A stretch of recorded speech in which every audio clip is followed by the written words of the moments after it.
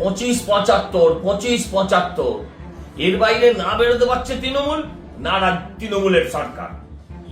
আবার দ্বিতীয়বারের জন্য সুপ্রিম কোর্ট নির্দেশ দিলেন 25% ইমিডিয়েট দিতে হবে এবং তার কমপ্লিশন সার্টিফিকেটও মে মাসের 15 তারিখের মধ্যে দিয়ে দিতে হবে। যদিও সেটা নতুন সরকার দেবে, এরা দিতে পারবে না। এবং বাকি 75% তাই নিয়েও টালবাহানা করা চলবে না, সেটাও নির্দিষ্ট সময়ের মধ্যে নির্দিষ্টভাবে তদারককারী ব্যক্তিদের মধ্যে দিয়ে, তাদের কমিটির মধ্যে দিয়ে সেটাকেও সম্পন্ন করতে হবে। অথচ আজকেই বাজেট হলো যেখানে এর কোনো, এই যে সুপ্রিম কোর্টের অর্ডারে কোনো চিহ্ন মাত্র নেই।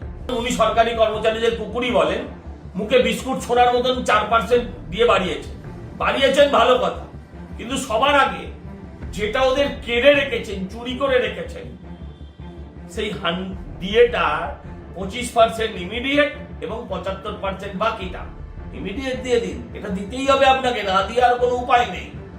এটা একটা সমস্যা। আবার হচ্ছে যে আপনি নতুন করে লক্ষ্মী ভান্ডার বাড়ালেন, আমাদের কোনো আপত্তি নেই, কিন্তু যেটা বাড়ালেন 500 টাকায় দিদি এত পাপ লুকোনো যাবে না। 500 টাকায় এত পাপ লুকোনো যাবে না। আশা কর্মীরা তাদের ন্যায্য অধিকার চাইছিল, তাদের মুখে হরিণ লুটের বাতাসার মতন 1000 টাকা ছড়ে দিলে তারা সন্তুষ্ট হয়ে যাবে, এটা হতে পারে না। সিভিক ভলেন্টিয়ার, গ্রিন পুলিশ, এদের আরেকটু বাড়ান।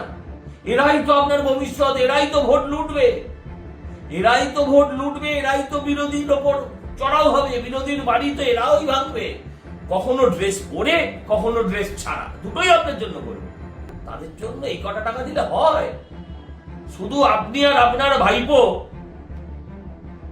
পুরো রাজত্ব ভোগ করে যাবেন, 1000 কোটি টাকার মালিক হয়ে যাবে আপনার ভাইপো, আর বাংলার মানুষের জন্য কোথাও 500, কোথাও 1000।